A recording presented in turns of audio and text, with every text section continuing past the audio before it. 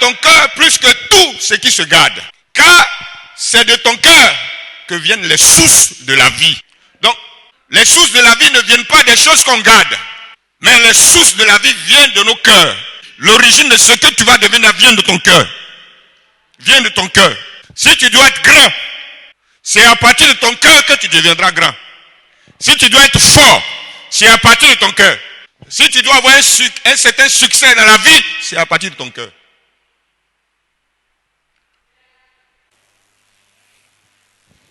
Proverbe 4, je crois le verset 23.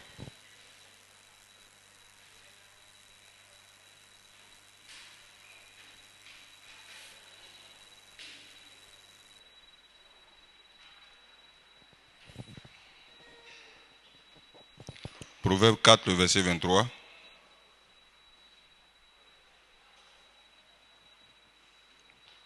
On va lire plusieurs versions pour nous permettre de bien comprendre.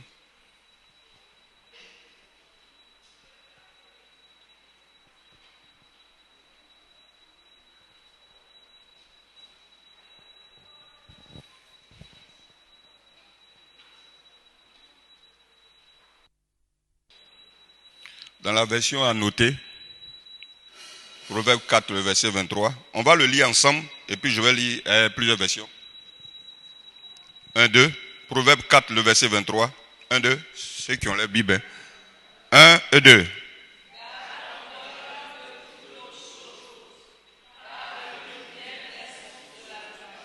Encore plus fort.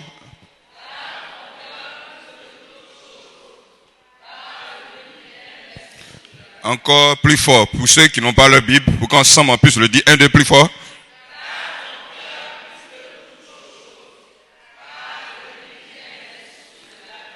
Dans la version annotée, il est dit, garde ton cœur plus que tout ce qui se garde, car c'est de lui que procèdent les sources de la vie. Alléluia. Donc il y a 2 semaines, le pasteur Aka avait prêché sur ce verset. Je veux, par la grâce de Dieu, revenir un peu dessus pour permettre aux enfants de Dieu que nous sommes, pour nous permettre de se concentrer sur les choses essentielles. Alléluia. Vous savez, un jour Jésus a envoyé ses disciples pour aller guérir les malades, pour aller chasser les démons. Amen, pour ressusciter les morts. Et quand ils sont revenus, ils étaient tellement contents. Ils sont revenus faire le rapport à Jésus. Ils ont dit à Jésus, très contents, très heureux, très joyeux, ils ont dit à Jésus, même les démons, même les esprits nous sont soumis en ton nom. Dis Amen. Et Jésus a répondu à ses disciples, il leur a dit, le fait que les démons vous soient soumis là, ne doit pas être l'objet de votre joie. Mais ce qui doit être l'objet de votre joie, c'est le fait que vos noms sont inscrits ou écrits dans le livre de vie. Dis Amen. Dis, mon nom est écrit dans le livre de vie. Donc, quel que soit ce qu'on fait, alléluia, l'essentiel, c'est que ton nom soit inscrit dans le livre de vie. Amen. C'est la chose la plus importante. Donc, il y a certains éléments qui peuvent te permettre, alléluia, qui peuvent permettre à ce que ton nom soit maintenu dans le livre de vie. Amen. Dans ma version qu'on a lue, il dit que garde ton cœur plus que tout ce qui se garde. Alléluia. Qu'est-ce qu'on garde? Qu'est-ce qu'on protège? Alléluia. Il dit garde ton cœur plus que tout ce qui se garde. Il y a des choses qu'on garde. Et il y a des choses qu'on ne garde pas. Le mot garder ici veut dire protéger. Alléluia. Donc tu dois protéger ton cœur plus que tout ce qui se garde. Qui peut me donner quelques éléments qui se gardent, qui se protègent? Si tu as un trésor, tu protèges ton trésor. Si tu as un bien quelconque, tu le protèges. Alléluia. Si tu as une maison, tu protèges ta maison. Si tu as de l'argent, tu protèges ton argent. Donc, il y a beaucoup de choses qu'on garde. Il y a beaucoup de choses qu'on protège. Mais la Bible dit de garder ton cœur ou de protéger ton cœur plus que tout ce qui se garde. Alléluia. Donc, si tu gardes quelque chose plus que ton cœur, tu es dans l'erreur. La protection du cœur doit être au-dessus de toutes les choses qu'on protège. Donne-moi un amen. Donne-moi un amen. Donne-moi un amen. Donne-moi un amen plus fort. Bien-aimé, la protection du cœur doit être au-dessus de tout. La protection du cœur doit être au-dessus de tout. Il dit protège ton cœur plus que tout ce qui se protège. Garde ton cœur plus que tout ce qui se garde. Protège ton cœur contre tout ce qui se protège. Car c'est de ton cœur que viennent les sources de la vie. Tu me suis? Donc, les sources de la vie ne viennent pas des choses qu'on protège. Les sources de la vie ne viennent pas des choses qu'on garde. Mais les sources de la vie viennent de nos cœurs. Ça veut dire que si tu dois devenir quelqu'un, ce que tu dois devenir va prendre l'origine de ce que tu vas devenir vient de ton cœur. Vient de ton cœur. Si tu dois être grand, c'est à partir de ton cœur que tu deviendras grand. Si tu dois être fort, c'est à partir de ton cœur. Si tu dois avoir un certain succès dans la vie, c'est à partir de ton cœur. Voilà pourquoi il nous dit de garder le cœur plus que tout. On t'a prêché ici que la vie d'un homme ne dépend pas de ce qu'il possède, fût-il dans l'abondance. Donc ta vie ne dépend pas de ce que tu possèdes. Amen, mais selon ce verset-là, ta vie dépend de la protection que tu vas garder, que tu vas accorder à ton cœur. Dis, je dois garder mon cœur plus que tout. Dis ça plus fort, dis ça plus fort. Je dois protéger mon cœur plus que tout. C'est-à-dire, ne laisse pas ton cœur aller. Ne laisse pas ton cœur partir. Amen. N'abandonne pas ton cœur. Protège-le. Alléluia. Ne fais pas rentrer n'importe qui et n'importe quoi dans ton cœur. Garde ton cœur. Protège ton cœur. Ton avenir dépend de ce qui est dans ton cœur.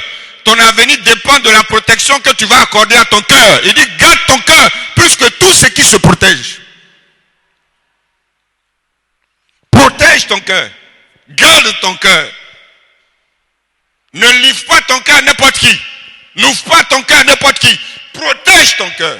Car ton avenir dépend de la protection que tu vas accorder à ton cœur.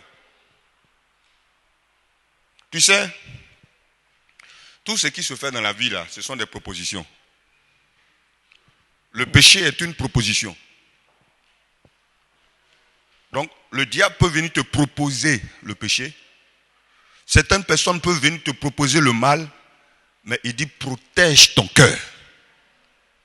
Plus que ton argent, plus que ton or, plus que ton travail, plus que tout ce que tu possèdes, plus que tout ce qui se protège. Car c'est de ton cœur que viennent les sources de la vie. Je ne sais pas si tu me comprends, bien-aimé. Est-ce que tu me comprends? Amen. Est-ce que tu me suis? Garde ton cœur. Protège ton cœur. Ne livre pas ton cœur. Moi, quand je ne connaissais pas le Seigneur, il y a quelque chose qui m'a toujours gardé. Sans le savoir, je protégeais mon cœur. C'est-à-dire que j'avais cette capacité-là à ne pas me livrer totalement au mal.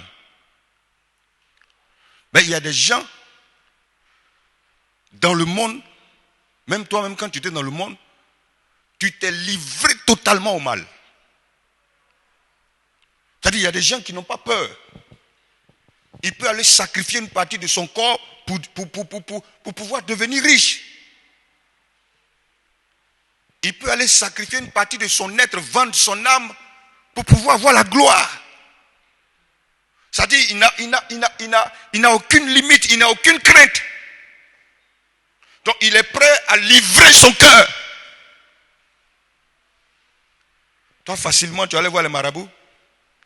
Comment des fois ils n'ont pas tracé sur ton ventre, si on enlève, on demande aux gens d'ouvrir, de soulever les trucs, vous allez voir les traces sur le ventre.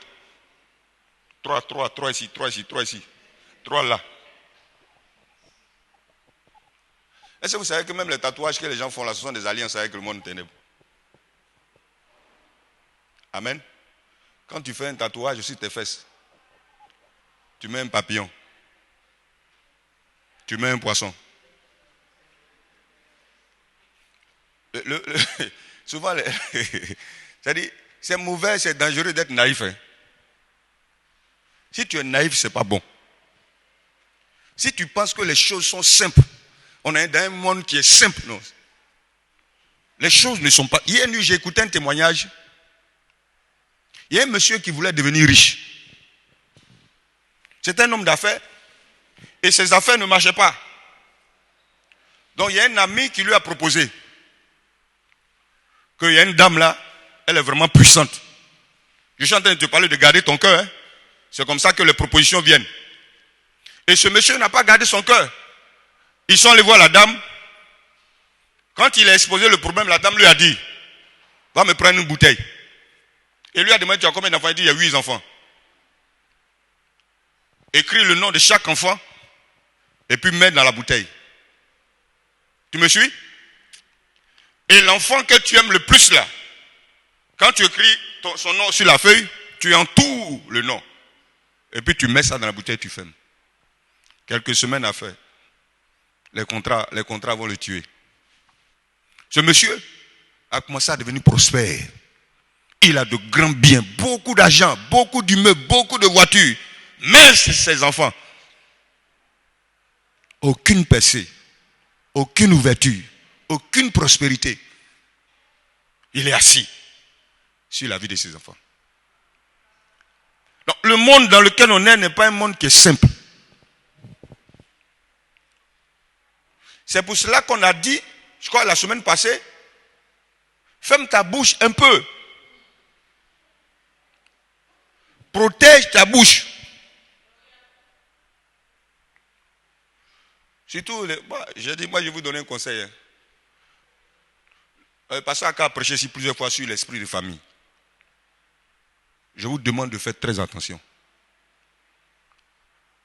Amen. On a tous des familles, on a tous des parents. Mais soyons prudents. Alléluia. L'esprit de famille est très subtil. L'esprit de famille. Regarde, quand tu prends Anne, je t'ai déjà parlé de la femme qu'on appelle Anne. Chaque jour, elle allait au temple avec sa famille. Chaque année. Mais elle était toujours la même personne.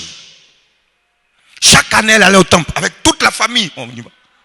Toute la famille allait au temple. Mais le jour qu'elle a compris qu'elle doit se détacher, elle est allée le jour où elle est allée seule au temple. Quand elle est sortie du temple, son visage n'a plus été le même. Faites attention. Ce n'est pas dans tous les funérailles on va. Prends jamais la route pour funérailles. Le mort là ne saura même pas que tu es venu ou que tu n'es pas venu. Il ne faut pas écouter les gens. Il y a beaucoup qui sont morts sur la route des funérailles. En allant et puis en revenant. Beaucoup sont restés dessus. Il y a un monsieur qui voulait suivre Jésus. Il a dit à Jésus, pardon, attends.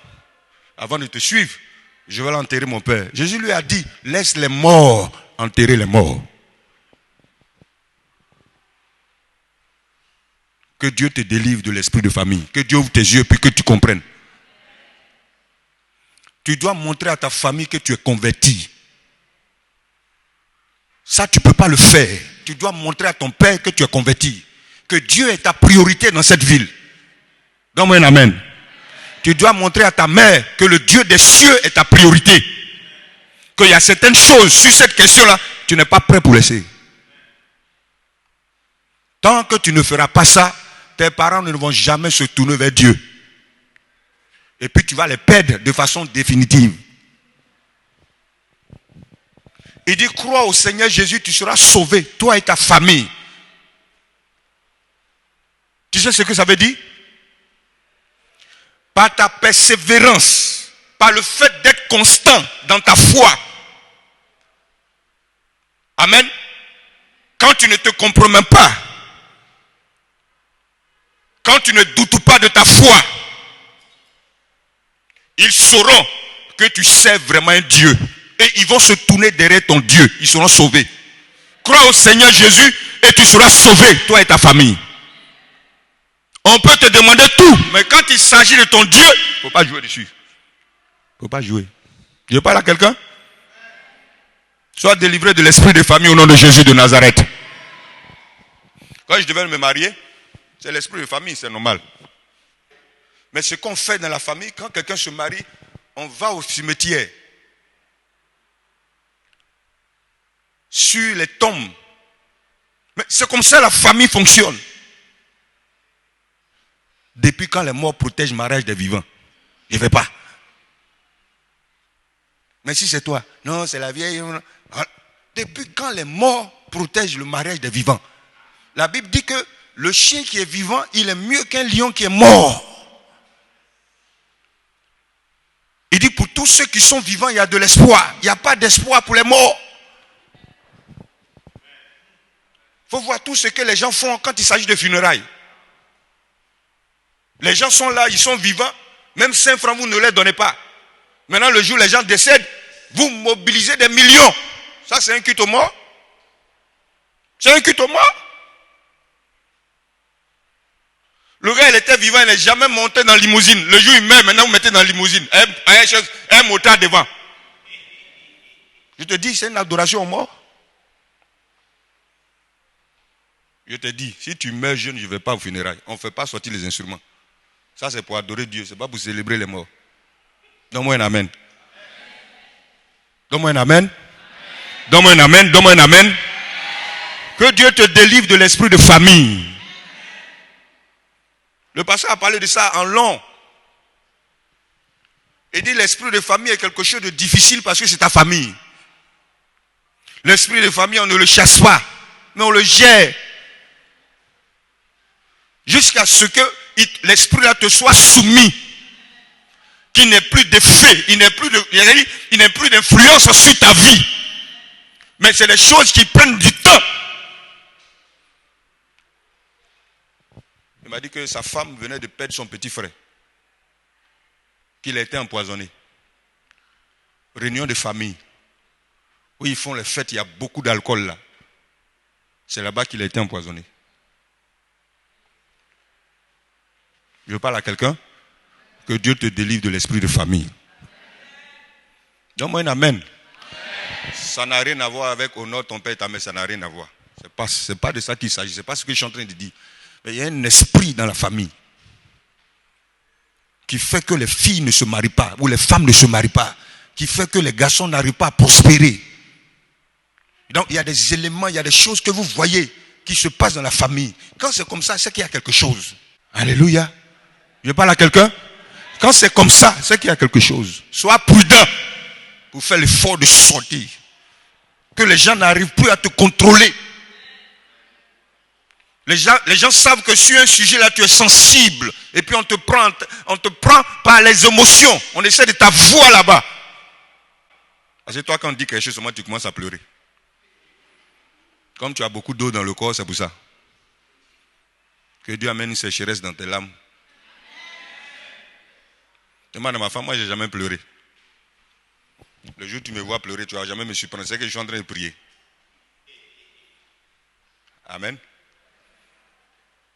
On dit tu es vilain, tu pleures. On dit tu ne vas pas, tu pleures. On dit on ne te donne pas, tu pleures. Si le diable sait que tu es comme ça, il va te fatiguer.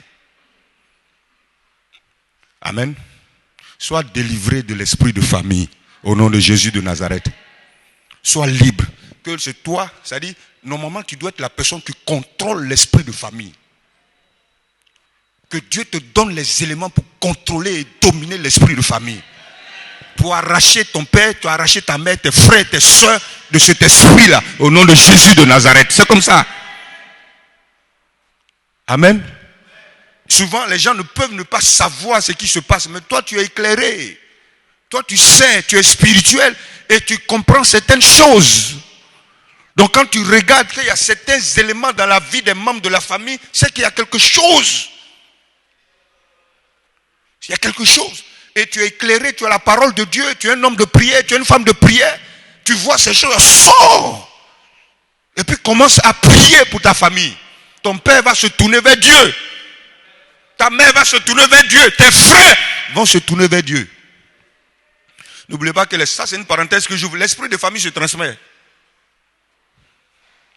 De génération en génération. De père en fils. De mère en fille. Si vous avez une famille, qu'il y a un esprit de famille là, ça se transmet. Donc c'est un esprit avec lequel on ne joue pas. Donc quand il y a un esprit de famille, il y a un héritage qui est lié à cet esprit là. Alléluia. Donc cet héritage, tout le monde a droit. Mais quand tu te convertis, tu peux être converti, puis tu es dedans, l'esprit là te fatigue. Aucune personne, aucune ouverture, aucune prospérité, aucun espoir. L'esprit là te fatigue. Mais quand Dieu ouvre tes yeux et puis tu te mets à l'écart, tu es différent des autres. Tu es dans la même famille, mais tu es différent parce que l'esprit là ne te contrôle plus. Parce que souvent quand c'est comme ça, quand ils sont malades, ils font ce qu'on a fait transfert. C'est pas, je te dis bien aimé, c'est pas à toutes les fêtes on va. Si tu es fait fête, prends tes 1000 francs, va t'asseoir dans un galbradrome, tu payes ton garba, tu payes ta bouteille de coca, tu bois, tu manges, tu es dans la maison dormir. Parce que souvent, quand ils sont malades, ils prennent la vie des plus jeunes. Ça, c'est un esprit de famille. C'est comme ça qu'ils travaillent. Je ne suis pas en train de parler de toi. Il ne faut pas dire que non. Je vais essayer d'ouvrir tes yeux. Amen. L'esprit de famille est très subtil, je t'ai dit. Je t'ai dit. Donc que Dieu te délivre de l'esprit de famille au nom de Jésus de Nazareth. Comment tu peux savoir, ça c'est une parenthèse, comment tu peux savoir qu'il y a un esprit de famille, il y a un esprit qui travaille. 1, quand les femmes ne se marient pas. 2, quand les garçons ne travaillent pas. Je te donne seulement ces 2 signes. Quand les gens sont malades, ils ont une certaine maladie à une certaine période de l'année ou de leur âge. Il y a un esprit là-bas.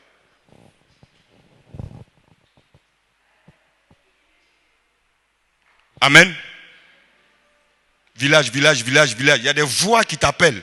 Fais attention. Que Dieu te délivre de l'esprit de famille. Dis, donne-moi un amen. Tu vas comprendre ça demain. Ce qui arrive à ta famille ne doit pas t'arriver. Tu es différent. C'est ce qui va faire que tu auras un témoignage, ils vont t'écouter. Dieu va te faire sortir. Et puis Dieu va te bénir. Les païens, il y a 2 choses. Il y a une seule chose dont ils ont peur. C'est quand quelqu'un est prospère. Il y a une seule chose qu'ils écoutent. Quand quelqu'un est prospère, ils écoutent. Mais tu es là-bas, tu n'avances pas. Tu ne recules pas aussi, tu n'es pas au milieu aussi. Tu commences à devenir un esprit. Fais attention. Retire-toi. Dieu va t'arranger, Dieu va te bénir. Quand tu vas revenir, ils vont t'écouter. Ils vont suivre ton Dieu, le Dieu que tu sais. Je parle à quelqu'un? Donne-moi un amen, donne-moi un amen. Que Dieu te délivre de l'esprit de famille. Au nom de Jésus de Nazareth. Sois différent. Chez nous, du côté paternel, les hommes n'ont pas facilement d'enfants. Quel que soit ce que tu fais, quel que soit ce que tu es, mais enfant, difficilement tu auras un enfant. Ah, c'est l'esprit de famille qui travaille comme ça. Mais pour que Dieu te visite, tu dois te retirer. Et je ne suis pas en train de dire ne plus avoir contact avec toi. C'est parce que tu comprends, tu es sage. C'est ça, non? Tu me comprends, non? Tu comprends, non? Voilà. Et donc, il ne faut pas aller dire des choses là-bas. Dire, ouais, pasteur, dit non, non. C'est pas ce que je suis en train de dire. Tu es sage, tu es intelligent. Tu comprends ce que je dis. Amen. Amen. Donc, pour que l'influence de ne pas avoir d'enfant là quitte sur ma vie, je me retire. Je ne fais plus partie de ce cercle de famille. Je visite ma famille. Je vais leur rendre visite. On mange comme avant, fais tout. Mais spirituellement, je ne les suis pas. Ils n'ont pas le contrôle sur moi. Ils ne savent pas ce qui va m'arriver. Ils ne savent pas ce que je suis devenu. Spirituellement parlant, ils n'ont plus le contrôle.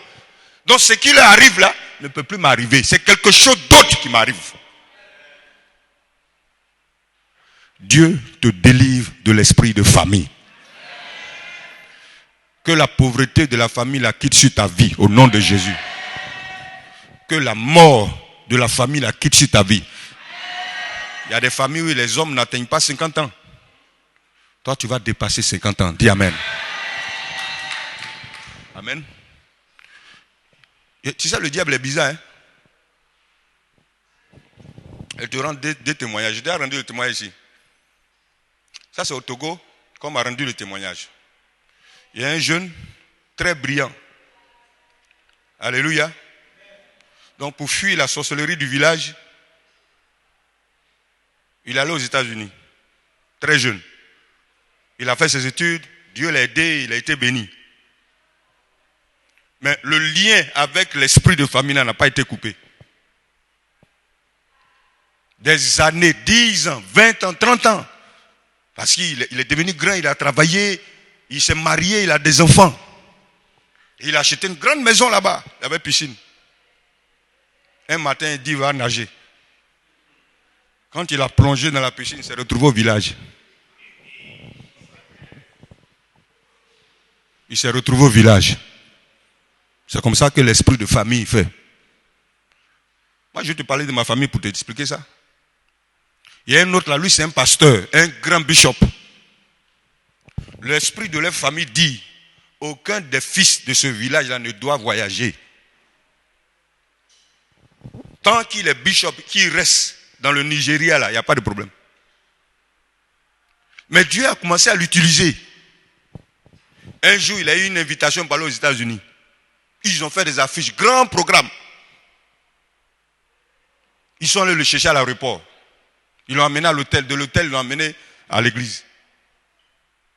Groupe musical est en train de chanter. Le bishop est assis sur la chaise. Sur une chaise dorée. Le pasteur qui l'invitait vient prendre le micro pour l'introduire. On a dit son nom, on a dit son église, on a dit où il vient. On dit bishop vient maintenant. Bishop est en train de dormir. Le bishop dort sur la chaise. Ils l'ont réveillé, ils l'ont giflé, tout. Le gars il dort, et puis il ronfle. Ils ont tout fait. Il n'est pas réveillé. Je te parle de l'esprit de famille. Ils ont tout fait. Le gars il dort. Tu vas me demander, mais un pasteur, un bishop qui chasse les démons, qui guérit les malades, il faut t'amuser à l'esprit de famille. Le gars il est sur la chaise, il dort. Ils ont tout fait, le monsieur ne se réveille pas. Au nom de Jésus, onction d'huile, c'est blanc, il ne sort pas. Le gars là il dort. Ils ont tout fait. Ils l'ont amené à l'aéroport, ils l'ont mis dans l'avion. Il dormait toujours. Quand il est arrivé au Nigeria, il dormait toujours. Pendant qu'il dormait, quand il est arrivé au Nigeria, dans son sommeil, il fait un rêve. Il se retrouve au village. Tous les vieux du village l'ont convoqué. Toi là, on ne t'a pas dit on ne voyage pas. On ne t'a pas dit ça. Tu allais faire quoi aux États-Unis là-bas? Tu allais faire quoi là-bas? On ne t'a pas dit qu'on ne doit pas voyager. Tu vois? C'est après ça qu'il a réalisé. Il a commencé à prier réellement pour que Dieu le délivre. Sinon, ça va surgir à un moment où tu ne t'attends pas. Je parle à quelqu'un? Je parle à quelqu'un. Tu sais ce qui fait que nos parents ne se donnent pas à Jésus? C'est parce que l'esprit de famille encore nous influence. Tu sais ce qui fait que Dieu n'arrive pas à visiter nos familles? C'est parce que l'esprit de la famille là est encore sur nous. C'est-à-dire c'est nous qui devons apporter la lumière dans cette famille. Mais l'esprit là nous contrôle. Quand l'esprit va voir enlever ça, quand la main de cet esprit va quitter sur nous, tu vas voir ce que Dieu va commencer à faire dans ta famille. C'est là le verset là. Crois au Seigneur Jésus, tu seras sauvé, toi et ta famille là aura un sens pour toi. Mais tant que ce verset là ne se réalise pas, c'est que l'esprit de famille est encore sur toi. Quitte de cette. Sors. Que les gens ne te contrôlent plus. Quand on commence à dire lui là, quel que soit ce qu'on va faire, il ne va pas venir. C'est bon. C'est eux qui vont venir vers toi. Garde ton cœur plus que tout ce qui se garde.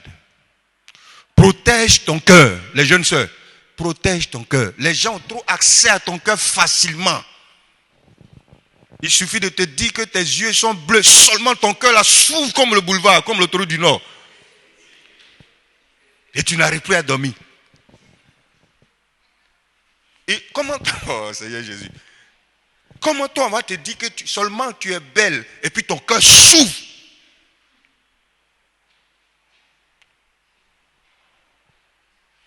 Comment on va te dire que tes yeux sont bleus et puis ton cœur s'ouvre et ton cœur s'en va? Garde ton cœur, protège ton cœur. Tu es trop facile. Tu es trop facile.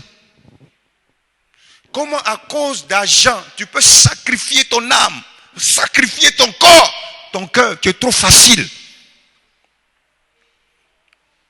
Tu es trop léger. Garde ton cœur plus que tout.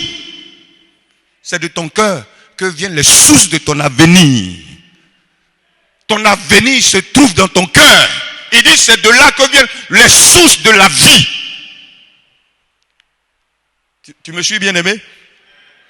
Garde ton cœur, protège ton cœur. Pourquoi il dit ça?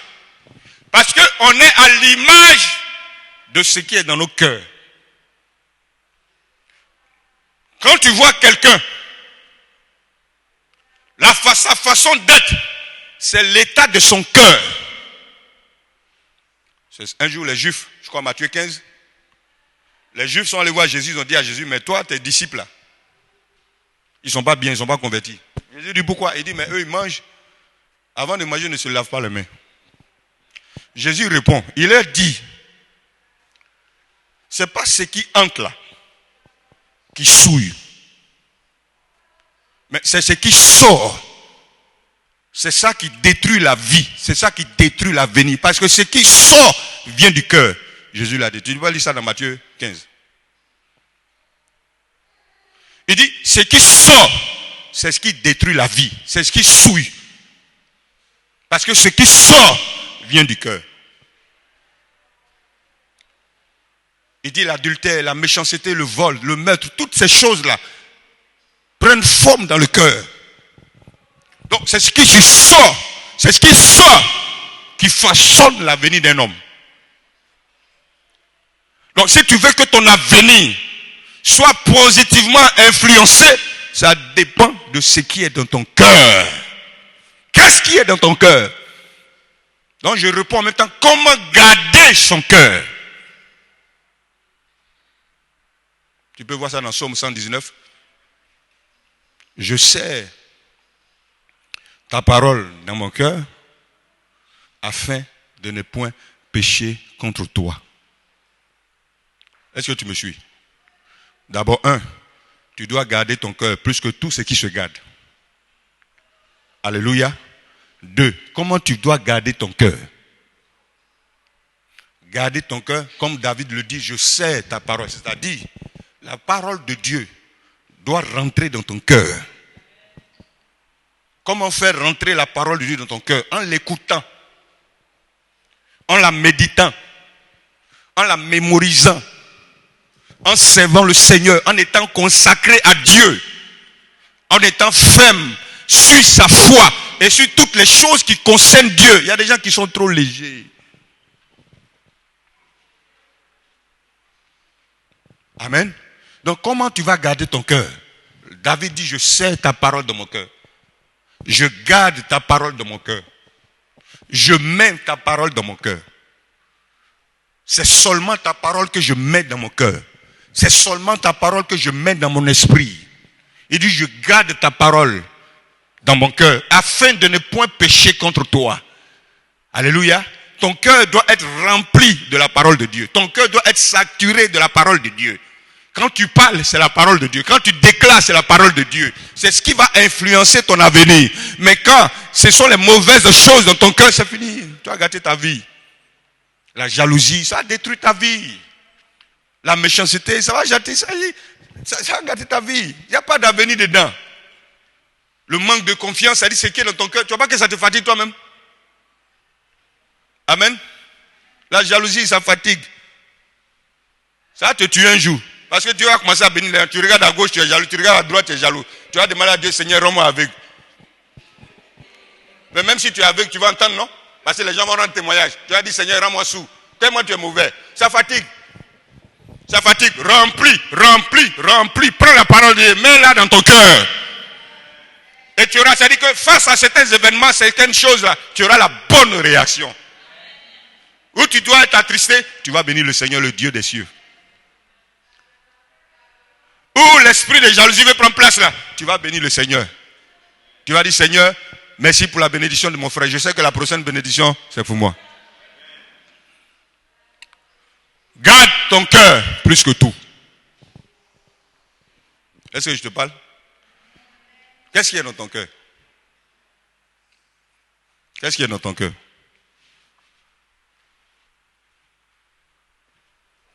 Qu'est-ce qu'il y a dans ton cœur? Qu'est-ce qu'il y a dans ton cœur? Amen. Les jeunes sœurs qui ne sont pas mariées là, faites attention. Hein. Alléluia. Alléluia. Je peux parler à quelqu'un? Jules, le papa, il doit parler. Faites attention. Si tu es dans un département, fais attention. Toute la nuit d'hier, il a dit la nuit d'hier à aujourd'hui, là, je pensais seulement à ça. Souvent, c'est comme ça que Dieu me parle. Fais attention. C'est-à-dire qu'il y a quelque chose de mauvais qui arrive.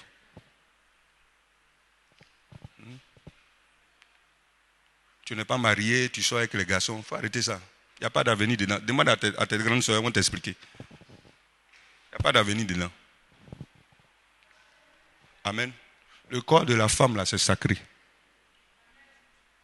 N'importe qui ne doit pas dormir sur toi. On dort sur ton ventre, on dort sur ton dos, on dort sur ta tête. Tu es trop facile, il faut arrêter ça.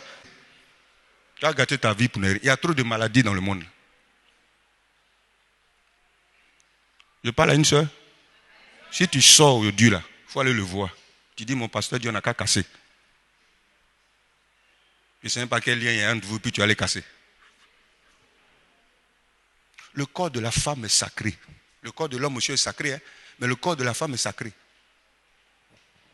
Vous ne voyez pas dans le monde là, quand les gens veulent vendre certains produits là, c'est le corps de femme. Comment publicité de cul magie, c'est poitrine de femme va montrer.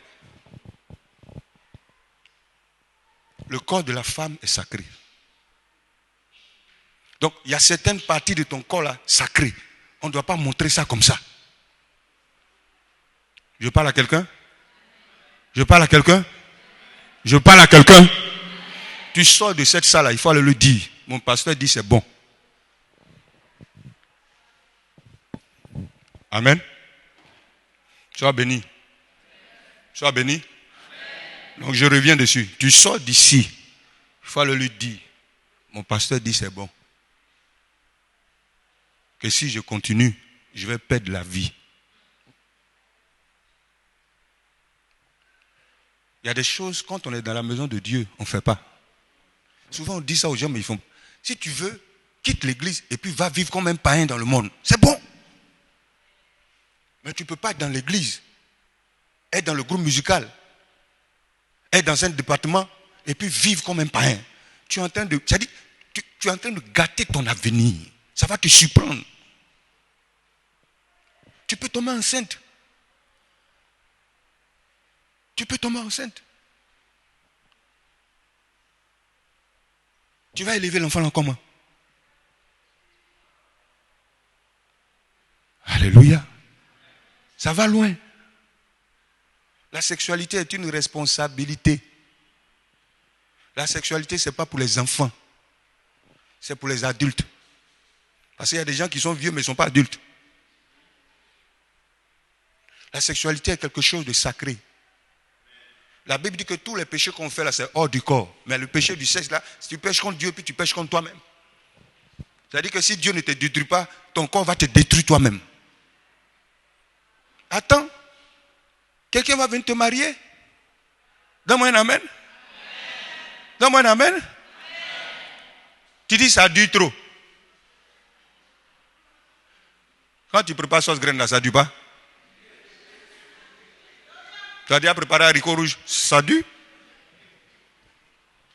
Tu as quel problème? On dit c'est en 4 heures qu'on fait le vrai tchèp. Ce que vous mangez à Bidjan ici là, c'est riz gras. Il dit le vrai tchèp, c'est en moins 4 heures. Pour manger tchèp, 4 heures. Toi, tu n'as même pas encore fait 3 ans, tu dis non, ça dure. Que celui qui vient, je vais prendre. Il faut prendre. On ne te demande même pas pardon, il faut prendre. Toi-même, tu as fui pour revenir, mais tu vas revenir en blessé. Amen. Si tu es dans cette situation-là, aujourd'hui c'est le jour du salut. Il faut arrêter cette façon de vivre. Il faut te consacrer à Dieu. Il y a l'avenir dedans. Je suis bien placé pour te dire qu'il y a de bonnes choses dedans. Dieu là, il est fidèle. Dieu, il sait tout, il voit tout. Un matin, il va te surprendre pour te bénir. L'homme que tu n'as jamais imaginé vouloir marier là, c'est lui qui va venir. Au lieu de t'asseoir avec un tocard, c'est toi qui lui donnes l'argent encore. Ton petit argent là, tu lui donnes. Il prend ton argent pour te tromper. Ça, c'est quelle façon de vivre là? Dieu va te surprendre. Dieu va te faire entrer dans une bonne famille. Parce que toi-même, tu es d'une bonne famille. Tu es de la famille de Dieu. Dieu va te faire entrer dans une bonne famille. Te donner un bon avenir. Parce que quand tu es avec un homme là, mon ami, sa destinée est liée, ta destinée est liée à sa destinée. Ce qui va devenir, ce que tu vas devenir. Donc on ne choisit pas homme comme ça. Si tu prends un ivrogne, ton avenir là, c'est avenir d'ivrognerie. Tu vas travailler dans bar, dans maquis, et puis tu vas terminer à devenir un DJ.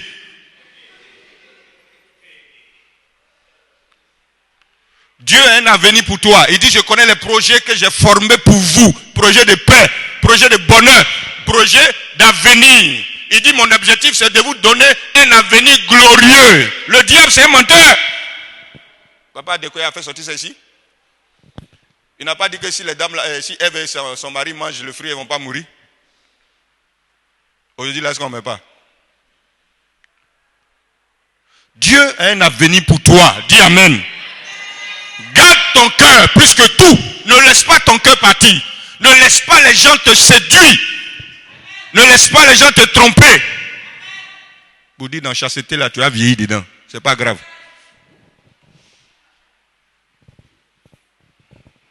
Amen. Amen. Garde-toi. Préserve-toi. Dieu honore ceux qui l'honorent. Dieu respecte ceux qui le respectent. Dieu bénit ceux qui le respectent et ceux qui l'honorent. Il dit, je jure par moi-même, j'honore ceux qui m'honorent. Je respecte ceux qui me respectent. Je défends ceux qui me défendent. Un peu seulement tu te séduis. Un peu seulement tu te laisses emporter.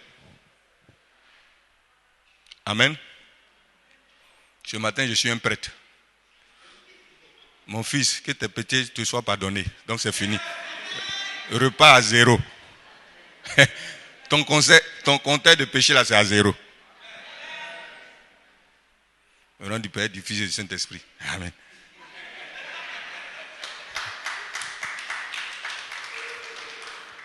Tu n'as pas fait ça avant?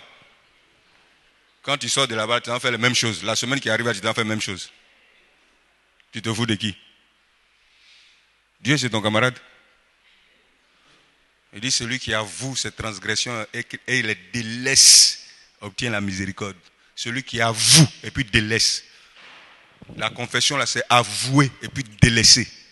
On ne confesse pas pour être au même niveau. Si tu confesses et puis tu es au même niveau, ce n'est pas la confession, c'est quelque chose d'autre. Il dit celui qui avoue et qui délaisse, c'est celui-là qui obtient la miséricorde. Avouer et puis délaisser, les deux vont ensemble.